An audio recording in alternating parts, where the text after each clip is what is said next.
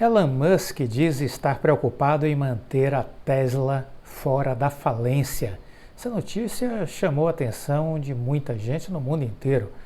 A Tesla, segundo Elon Musk, enfrenta bilhões de dólares em perdas com suas novas fábricas, problemas na cadeia de suprimentos e os bloqueios de Covid. Tudo isso fez com que Elon Musk mencionasse em uma apresentação recente a possibilidade de falência da empresa.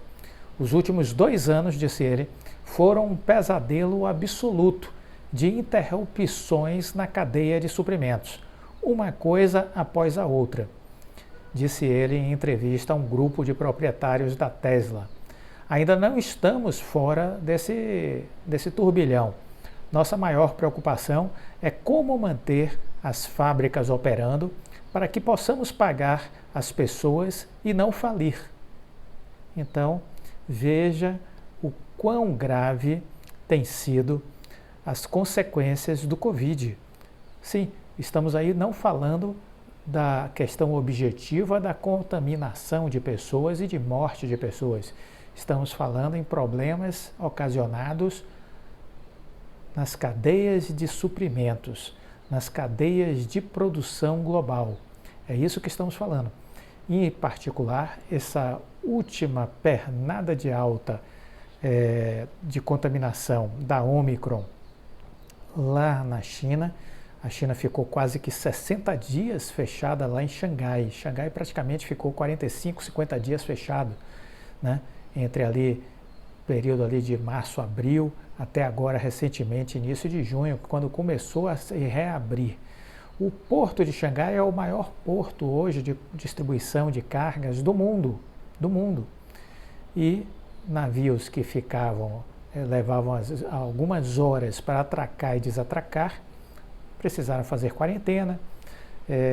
Houve comprometimento no trânsito de caminhões para pegar as cargas no porto, levar cargas para o porto. Tudo isso fez com que o custo de frete crescesse no mundo 470%. Vamos arredondar 500% de aumento de frete. Tudo isso repassado, óbvio, para o consumidor final. Pressão inflacionária na veia, no mundo inteiro. Soma-se a isso a alta dos combustíveis, mais pressão inflacionária. Então, essa pressão que estamos vendo na inflação na Europa, na Ásia, nos Estados Unidos, no Brasil, muito se deve a essa situação. Os bancos centrais podem, sim, aumentando taxa de juros, dar um freio de arrumação, dar uma segurada na escalada dos preços. Mas é impossível resolver toda a dinâmica do problema. Essa dinâmica só será resolvida com o fim dos lockdowns, sobretudo em Xangai. Xangai precisa voltar a funcionar. Acredito que estamos próximo de uma abertura em Xangai. O número de casos de Covid recentemente que eu observei na China está abaixo de 130, 140 casos por dia. O número está ficando muito pequeno. Em sendo assim, é provável que a gente veja uma retomada da China aí nas próximas 2 semanas, talvez, em meados de julho. E isso, óbvio, vai servir de injeção de ânimo no mundo inteiro. Mas veja aí a Tesla, o Elon Musk, citando a problemática e como isso perturba. E veja, ele falar em falência. Sim, porque os gigantes caem. Jim Collins nos ensina isso, não é? Os gigantes caem. Então é preciso ter essa clareza, que uma empresa de sucesso pode quebrar, pode viver de situações para a qual não estava preparada e aí ir à falência. Vamos acompanhando esse assunto, porque esse assunto é um dos principais drives para a retomada da economia mundial e da alta das bolsas de valores. Um dos principais drives é China. Então esteja atento à China. Você gosta de futebol? Eu adoro futebol. Sou fã de futebol. Aliás, eu gosto de esportes. Eu gosto muito do tênis, eu gosto do basquetebol, do vôlei, do futebol. E no futebol, eu sou um torcedor assim apaixonado pelo Barcelona. E pude viver toda aquela época áurea ali do Barcelona com o Pepe Guardiola, né? Eu ia com frequência a Barcelona, todos os anos, durante 8 anos, eu fui sucessivamente a Barcelona, ia sempre próximo ali dessa agenda de jogos importantes do Barcelona, no campeonato, na La Liga, né? Na Champions League, tive oportunidades de ver jogos excepcionais, né? Com aquele trio mágico ali, o Xavi, Iniesta, o Messi, e pude ver um zagueiro que chamava a atenção, que era o Carles Puyol, um exemplo de garra e de liderança em campo, né? E ele disse certa feita o seguinte: eu não tenho a técnica do Romário, não tenho a velocidade do Overmars ou a força do Kluivert, mas eu trabalho mais duro do que os outros. Trabalho mais duro que os outros. Eu sou como o aluno que não é tão inteligente, mas estuda muito, revisa e no final vai bem. É isso. Você pode não ser o mais habilidoso, o mais talentoso, mas você pode ser o mais disciplinado, o mais focado, aquele que tem brilho nos olhos, se dedicar, se preparar, e aí sim, você vai fazer a diferença. Não tenha dúvida disso. Então, nem sempre os melhores, do ponto de vista do talento, são os vencedores. Estes outros aspectos que o Puyol citou são tão ou mais importantes do que pura e simplesmente o talento. Lembre-se disso.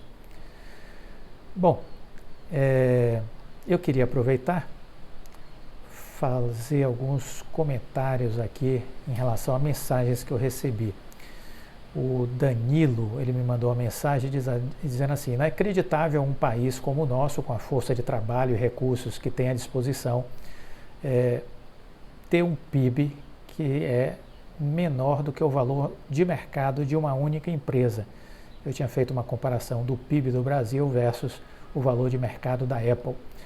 E é verdade, é surpreendente, não é? Mas o importante entender é que isso se deve à competência dos gestores da empresa e à incompetência dos governos do país.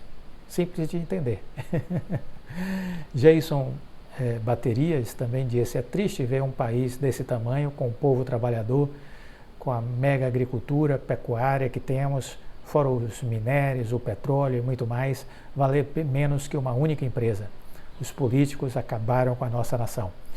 Jason, é resultado disso aí que você falou, né, de má gestão.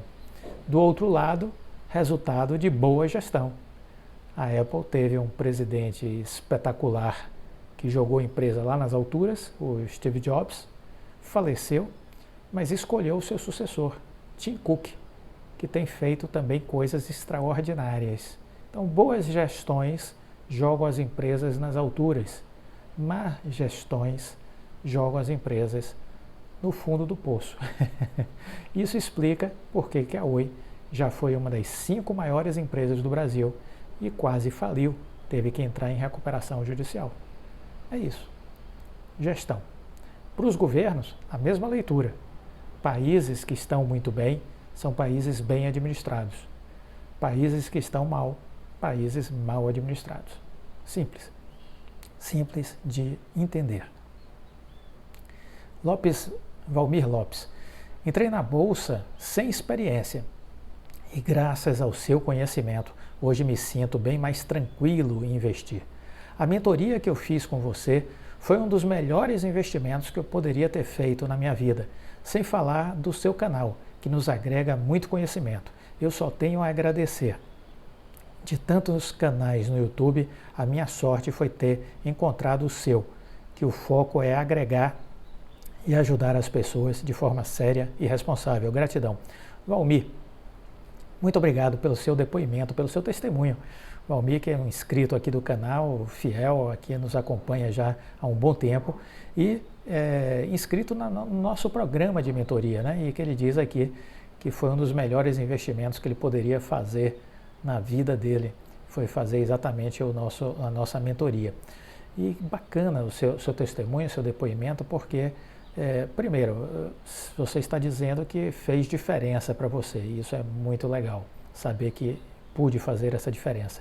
Depois, fica aí como uma referência para quem quiser conhecer o programa de mentoria, aí a mensagem do Valmir, o testemunho dele, que a nossa mentoria é basicamente esse contato direto que você terá comigo, em grupo ou individualmente, grupo de até 4 pessoas, e uma vez por semana a gente vai ter um período aí de reunião por videochamada de 35, 40 minutos em média, onde vamos falar sobre sua carteira de investimentos, sobre o momento macroeconômico.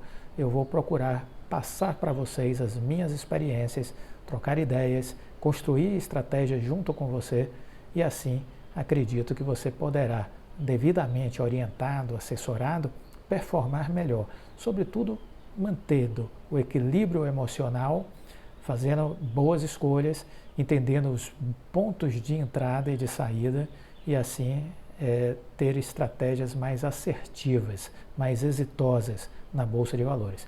Se tiver interesse em conhecer mais sobre nossa mentoria, nos contacte aqui pelo canal ou pelo nosso Instagram, Viver de Renda Canal, né?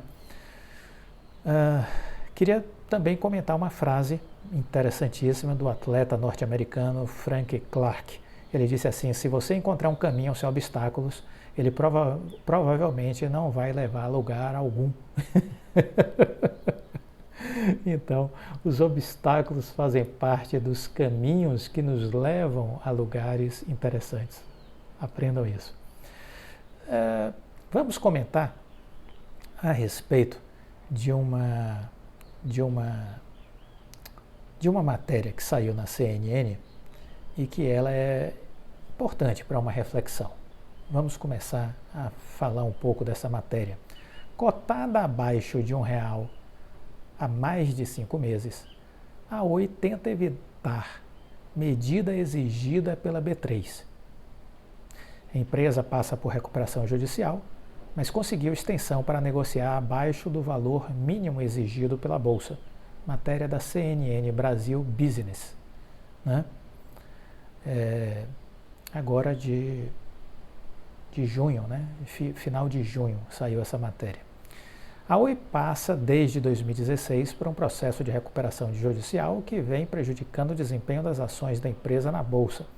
Desde fevereiro de 22, o papel da empresa é negociado abaixo de R$1, o que viola uma regra da B3 sobre o tema.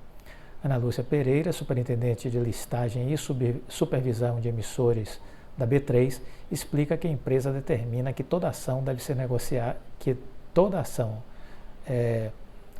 negociada abaixo de R$1 por 30 pregões consecutivos, vai precisar tomar providências e se adequar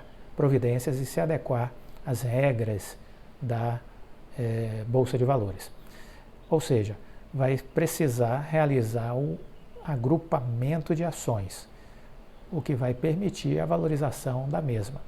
Se a mudança não ocorrer ou a empresa conseguir uma extensão de negociação abaixo de R$1, se a ação não ocorrer ou a empresa conseguir uma extensão de negociação abaixo de R$1, a ação é suspensa da Bolsa de Valores e até pode ser excluída.